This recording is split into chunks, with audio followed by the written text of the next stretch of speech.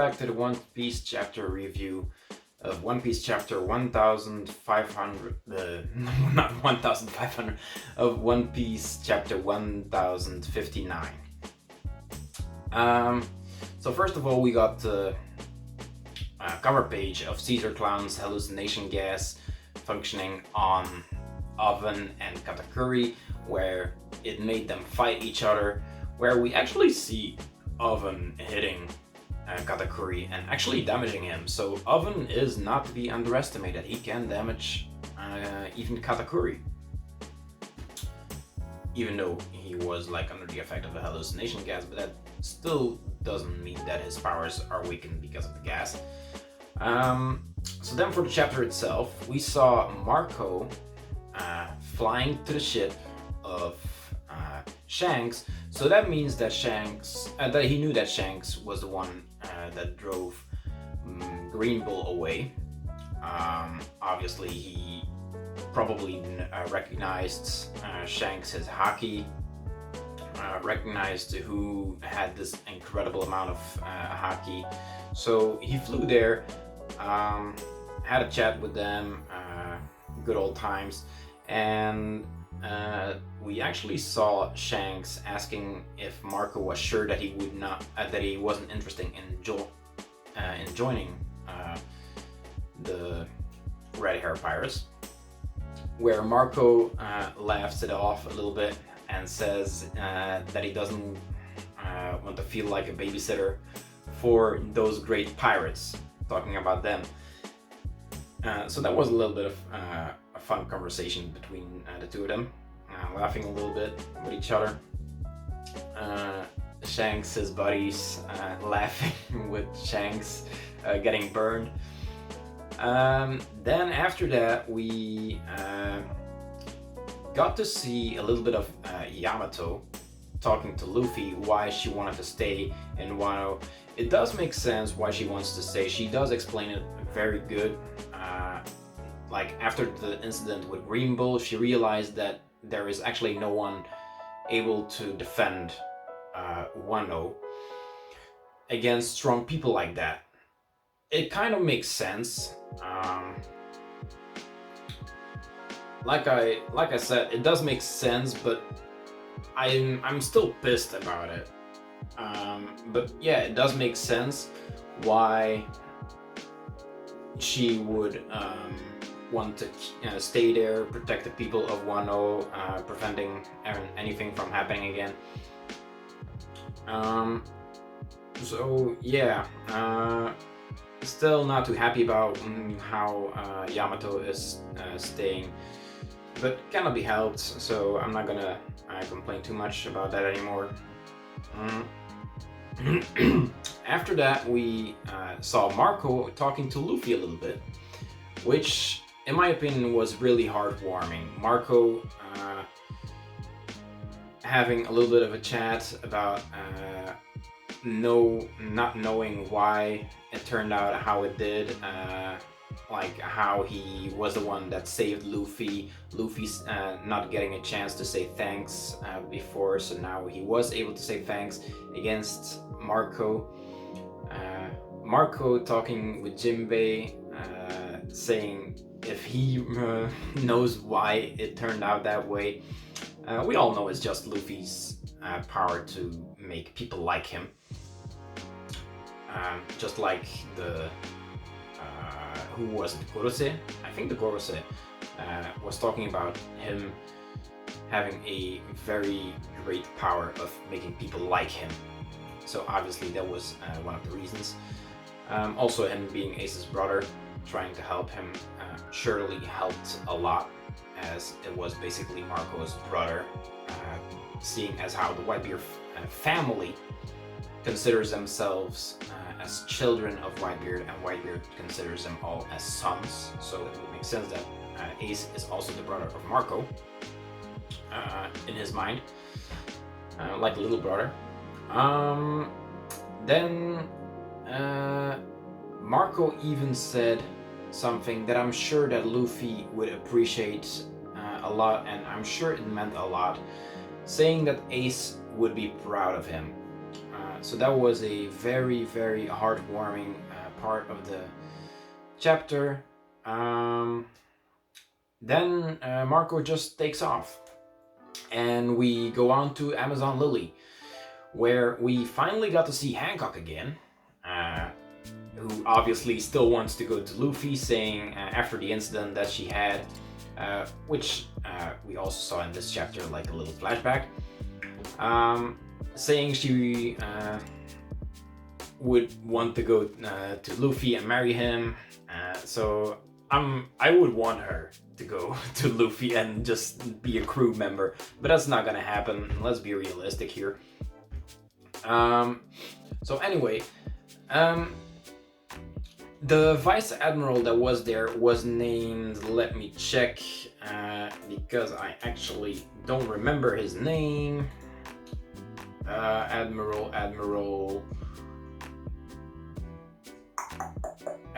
Yamakaji. Yeah, Yamakaji. I forgot to write it down. Admiral Yamakaji was there and asked for a peaceful cooperation from Hancock. However, he still uses the new pacifistas. And the new pacifistas, it's a very interesting thing, because the new pacifistas are, one, very strong, obviously.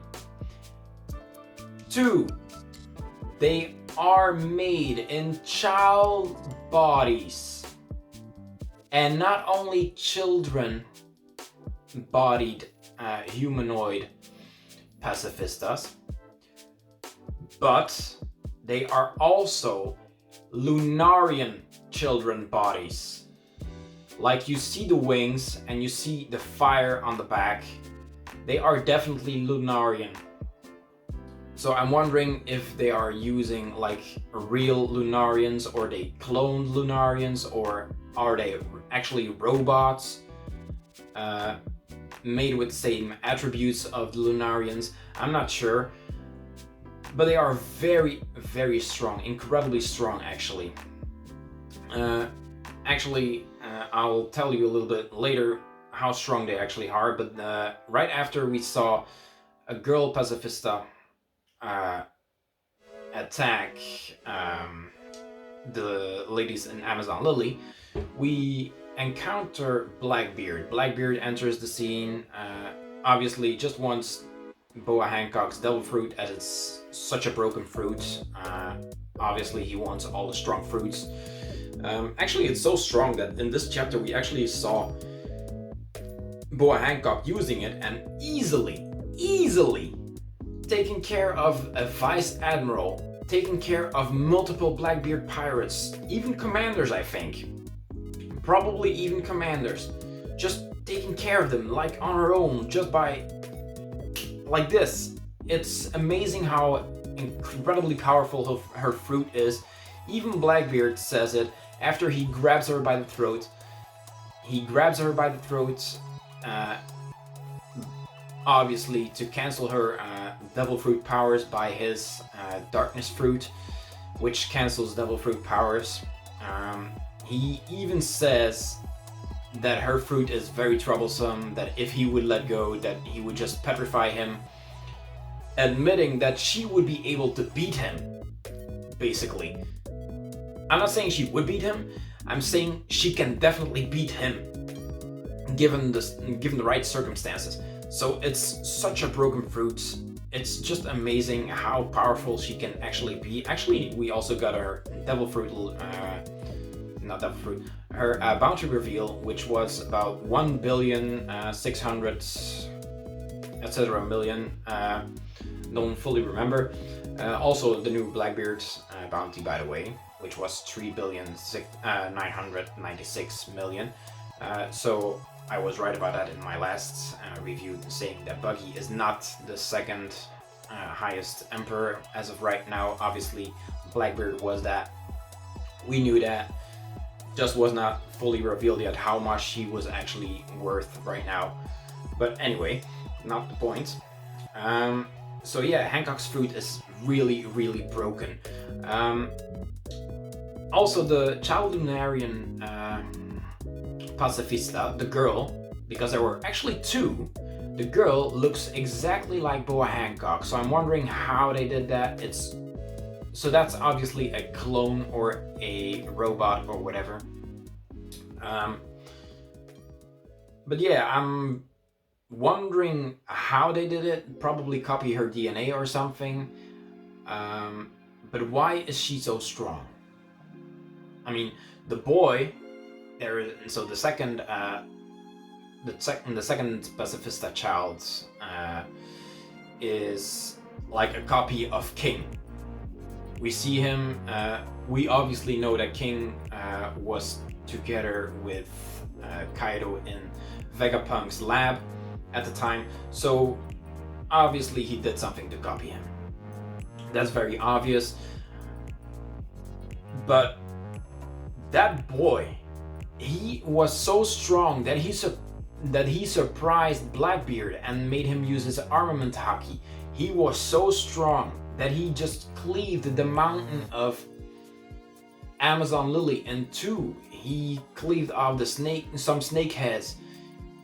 He is so incredibly strong. It's crazy to think, and even crazier to think how many pacifistas are there actually, because we saw that we saw in the chapter as well, and we already knew that they got rid of the Chichibukai because they have the new pacifistas, which are incredibly strong already, so they are replacing the Shichibukai, which is also the reason why they are hunting them right now. Also Hancock being hunted, by the way. But yeah, at the end of the day, Rayleigh came in. Silver's Rayleigh. He came to save the day. Actually, he just saved the day just by his sheer reputation of being the Pirate King's right-hand man.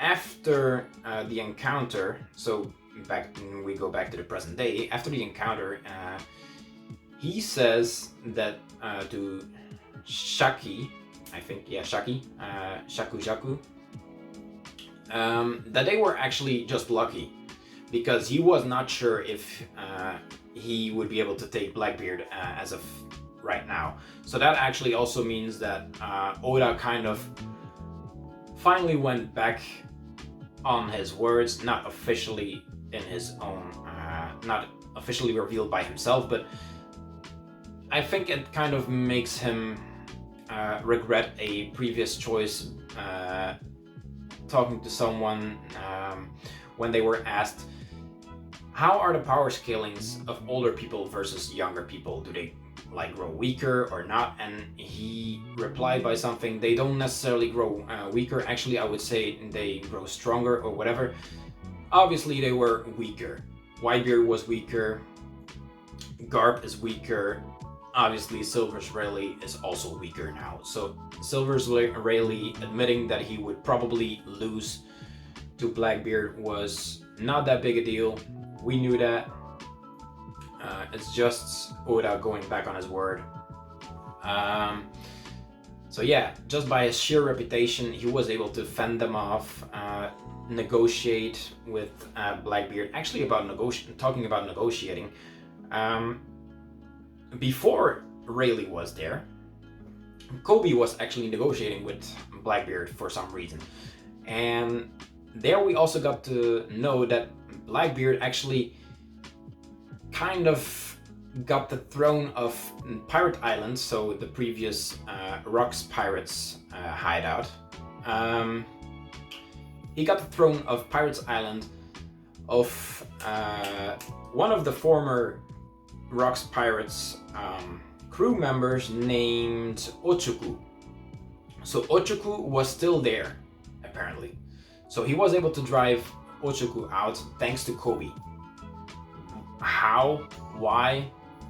It's not revealed there, so it will be interesting to know if we will ever be able to see why. But yeah, anyway, just know that Ochuku was driven out by Blackbeard, partially thanks to Koby.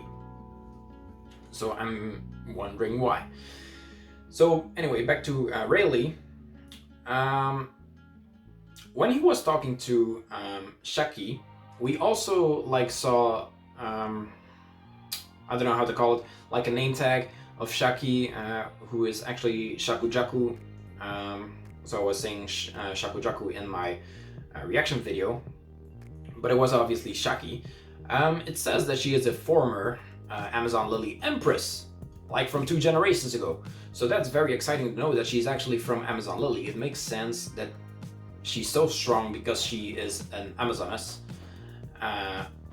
So yeah, that was a nice little bit of information that we got, a little extra information that we got. I'm not sure if Oda meant her to become an Amazoness from the start, but it's I don't mind if it's not. It's still a nice little bit of a detail that we got to know. And then at the end of the chapter, we see that Koby is abducted by Blackbeard. This is a huge deal. Let me tell you why. Blackbeard never does anything without any reason. I am wondering why he is abducting Koby. My guesses are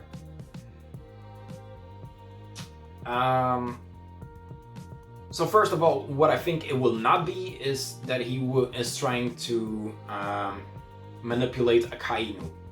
That's impossible. You cannot manipulate a Kainu. He doesn't care about anyone in the world except the how are they called again? Those guys with the fish bowls, the nobles. He only cares about the nobles, the world government. You're not gonna make him. You're not gonna manipulate him by saying, "Give me the money," or yeah, you know what I mean. He doesn't care about any lives that are not the top of the top, like the Gorosei or the nobles.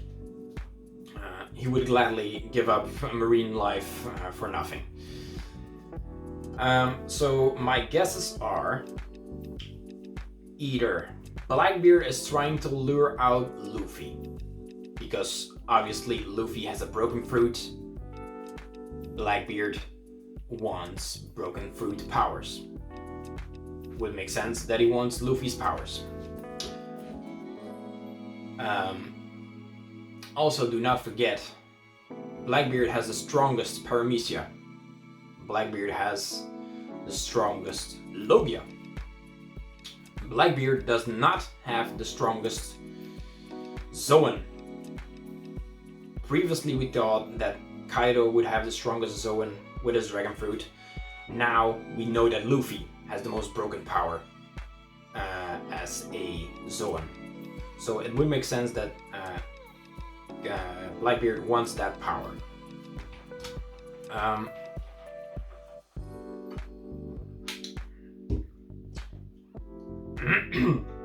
Another possibility is that Blackbeard actually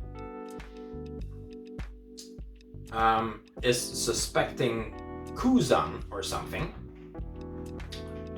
Or maybe Kuzan is like really turning into a pirate. I'm not gonna judge too much on that.